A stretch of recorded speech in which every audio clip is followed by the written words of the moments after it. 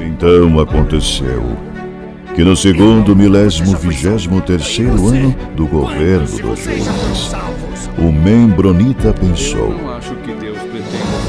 e estando a ponderar, sua mente se iluminou e pôde ver claramente. Pois em verdade vos digo, meus fiéis, que se dentre vós algum membronita, deste emana sabedoria e conhecimento, e a verdade vos libertará. Sábio é o membronita que conhece os limites da própria ignorância. A sua alma está em jogo. Decidi investigar melhor o assunto. E que depois de muito conhecimento adquirir, descobre que, por fim, nada sabe. O membro fiel. Saudações, membronitas! Eu sou o Ozzy e esse é o Membro Pod, seu canal de podcast de estudo da história da Igreja de Jesus Cristo dos Santos dos Últimos Dias. A gente vai dar continuidade ao estudo sobre os pioneiros. A gente já falou aí no episódio anterior sobre o contexto histórico dos Estados Unidos quando essa travessia dos pioneiros estava acontecendo, como foi o estabelecimento aí do estado de Utah e do governo ali de Salt Lake City e a relação aí da igreja dos Mormons com o governo dos Estados Unidos. Eu acho que todo membro da igreja já ouviu aquela famosa frase que Brigham Young disse quando ele chegou em Salt Lake, que ele falou "This is the place", né? Este é o lugar, apontando ali para aquele local com o seu cajado. Na verdade, eu estava dando uma olhada ali no site Investigações Sud. Tem o diário de Anton H. Land. Ele cita que Oliver Cowdery tinha uma vara de Arão, que eles chamavam. Era como se fosse uma varinha mágica mesmo. Ele entregou para o Phineas Young, que entregou para o Brigham Young. Então o Brigham Young estava com essa varinha. Então aquele cajado que ele usou, segundo esse diário de Anton H. Land, nessa famosa cena aí de Brigham Young enfiando seu cajado no chão e anunciando "Este é o lugar", ali no Vale do Lago Salgado, esse cajado na verdade era essa varinha mágica aí concedida pelo Oliver Cowdery.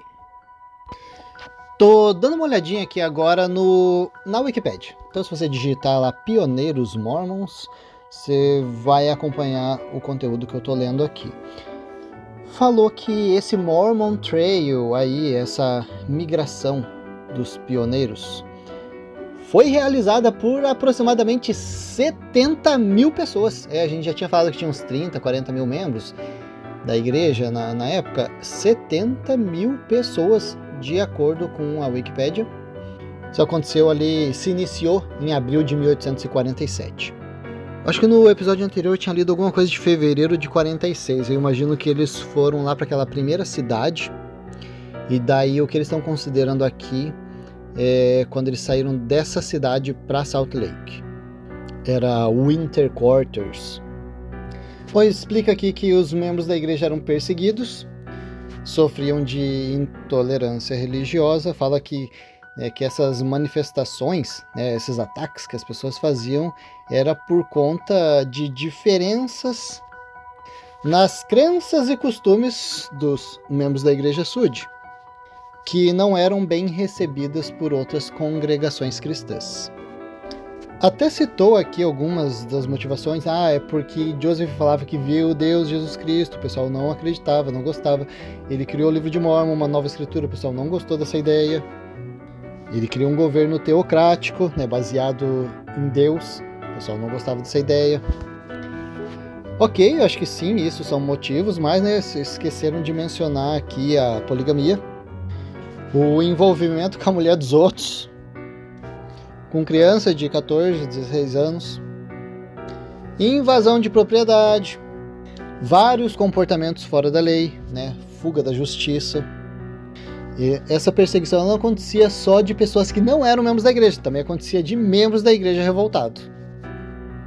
Bom, a gente já teve um episódio aí falando sobre essa fuga dos membros, estavam sempre fugindo para lá e para cá, e a motivação dessas fugas Mas, recapitulando, Joseph Smith estava audacioso, estava fazendo um monte de coisa errada. Um apóstolo da igreja não gostou, que era o William Law, resolveu sair da igreja e criou aquela gráfica, o Nauvoo Expositor, né, que foi destruída depois da primeira publicação, e por conta disso Joseph foi preso e, né, o pessoal já estava chateado com um monte de coisa. Joseph foi morto na cadeia. A igreja ficou meio perdida, ninguém sabia o que fazer. O Brigham Young resolveu tomar a rédea da situação e falou, cara, a gente tem que resolver esse negócio e aqui não dá para ficar, né? Com o governo, eles negociaram uma saída, né, um tempo para a saída dos Mormons dali, que estavam incomodando. Então você vê, né, o Estado não queria os Mormons lá, porque estavam incomodando. Então, em 46, 2 anos depois aí da morte de Joseph Smith, Brigham Young resolveu, né, Brigham Young estava com 45 anos de idade, resolveu levar os membros para outro lugar.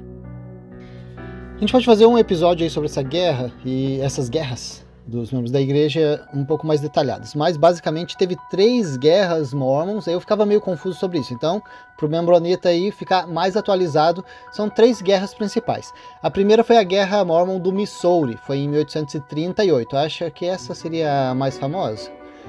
A gente acho que já comentou alguma coisa sobre ela.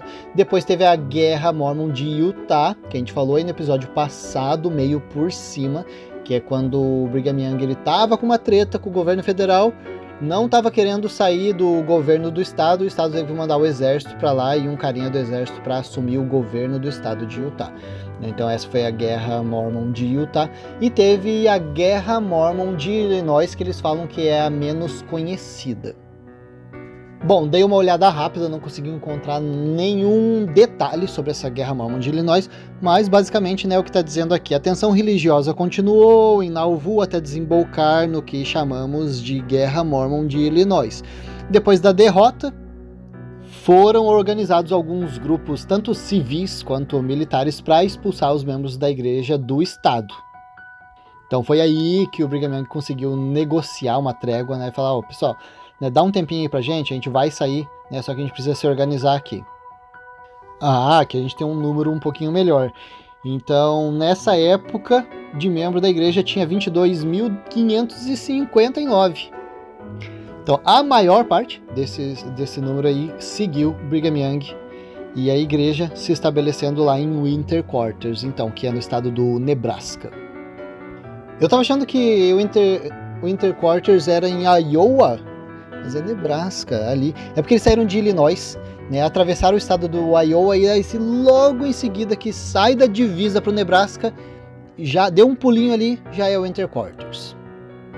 Brigham Young estava com a ideia, vamos parar aqui o Winter Quarters, mas a gente vai procurar um lugar que a gente vai ficar livre do pessoal incomodar, a gente vai poder viver ali como membro da igreja, sossegado. E ele até cogitava o nome desse estado, a criação de um estado, né? Ele ia chamar esse estado de Deseret. Bom, para quem tá meio perdido, Deseret é a palavra do livro de Mormon, que é usado lá em Éter, se eu não me engano, que significa abelha de mel. Bom, a orientação era que Deus tinha revelado, então era a palavra e a vontade de Deus, que esse acampamento de Israel, aí os membros da igreja que estavam transitando pelos Estados Unidos, que eles fossem para oeste, além da fronteira dos Estados Unidos, para o ponto onde era o México, na verdade, né? Antes e depois virou Estados Unidos. Então eles deveriam seguir Brigham Young nessa jornada, que era a vontade de Deus. Bom, Brigham Young deu uma estudada, então o cara não foi só na louca, né? Ele deu uma estudada em como fazer esse trajeto e para onde ir. Ele consultou algumas pessoas, como por exemplo o reverendo jesuíta Pierre Jean Desmet. Será que era o Joseph Smith jesuíta francês? Bom, esse carinha estava familiarizado com esses trajetos aí para o oeste dos Estados Unidos. Inclusive, eu sei que, né, a gente como ex-mormon ou como mormon gosta de pensar que foram os mormons que colonizaram os Estados Unidos para o oeste. Mas nos estudos de história, se você for dar o crédito, quem que colonizou os Estados Unidos para o oeste? Foram os jesuítas. Tá? Então são grupos missionários de outras religiões que foram indo para o oeste e colonizando tudo para lá. Tá? Então sim, né, os Mormons tiveram uma parcela ali, mas a parcela maior vai para esses carinhas aí. Bom, a ideia de Brigham Young era fazer com que os membros da igreja colonizassem lugares isolados, lugar que ninguém está querendo não. Que já tentaram colonizar lugar habitado e não deu muito certo. Para quem está curioso, esse trajeto é de quase 2.000 quilômetros entre Nauvoo e Salt Lake City. Na verdade, dei uma entradinha aqui no mapa. Nauvoo para Salt Lake está me mostrando exatamente 2.000 quilômetros. E eu coloquei no mapa também de São Paulo para Salvador, na Bahia, está dando 1.800 quilômetros. Então, mais longe que isso. E segundo o Google Maps, isso poderia ser feito em 17 dias de caminhada, ininterrupta, tá? Então, considerando que você vai parar para dormir, vai estar carregando uns carrinhos de mão, tá? Debaixo de neve, vai dar uma diferença boa aí no tempo. Na publicação de aniversário dos pioneiros de 175 anos aí dessa migração, a BBC fez uma publicação que eles chamaram de Quando os Mormons empreenderam um dos mais curiosos capítulos da corrida para o oeste americano. Porque é complicado, não tinha momento pior para eles fazerem isso. E eles relatam ainda, Brigham Young acabaria sendo reconhecido como uma espécie de Moisés americano, pois o êxodo que ele promoveu em muito se assemelha à fuga dos hebreus do Egito, como representado numa canção emblemática que os peregrinos cantavam com frequência durante a rota ao longo de sua jornada, que se tornou um hino atualmente cantado por membros da igreja. A música diz: Vinde, ó santos, sem medo ou temor, mas alegres andai. Rude é o caminho ao triste viajor, mas com fé caminhai. E é bem melhor encorajar e o sofrimento amenizar, pois agora em paz cantar. Tudo bem, tudo bem. Para quem prestou atenção aí nos podcasts anteriores, vai lembrar que eu citei sim que esse era o meu hino favorito. Também é citado aquele hino Com Fé a Cada Passo. Cara, eu participava bastante dos corais da igreja. Gostava bastante desse hino também. Pois é triste a gente pensar que toda aquela comoção, né, toda a crença que a gente tem, é baseada em cima de informações mal contadas. Bom, olha que interessante também, a partir o aniversário de 50 anos dessa travessia dos pioneiros, então foi lá em 1897, alguns membros começaram a reencenar parte dessa caminhada aí feita pelos pioneiros. Então virou como se fosse uma procissão aí de carroças, acabou se formalizando aí como um desfile.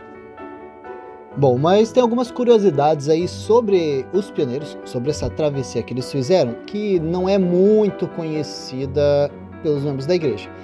Por exemplo, entre elas, os carrinhos de mão, né? Vocês sabiam que só cerca de 5% desses imigrantes mormons usavam carrinhos de mão?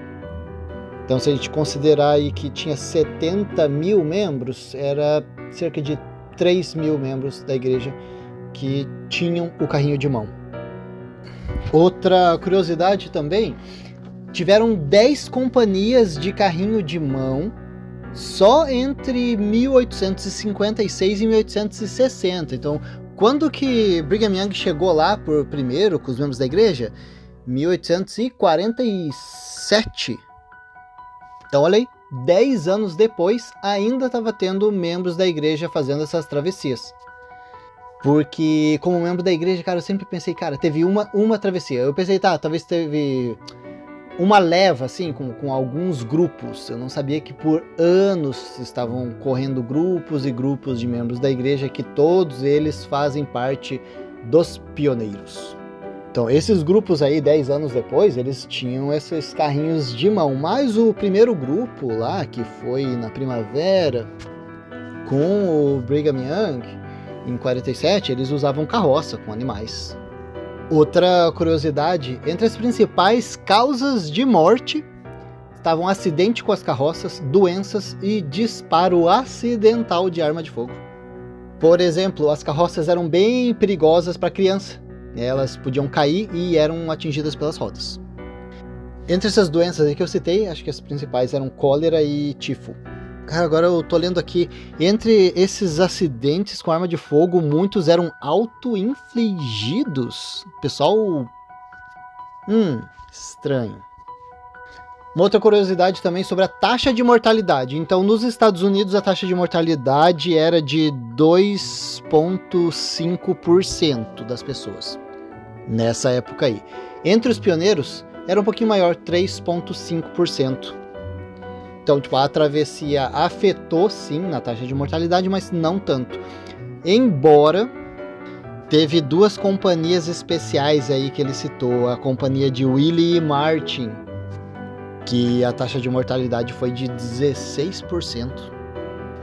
Ah, tá, pessoal, essas informações aqui eu tô tirando do Vozes Mormons. Bom, dando uma olhadinha agora no site oficial da igreja sobre essa travessia dos pioneiros, eles falam, né, basicamente o que a gente já sabe. Algumas informações interessantes que eu tô encontrando aqui. Falou que então o primeiro grupo chegou em 47 com o Brigham Young, ele falou, este é o lugar, beleza, chegaram.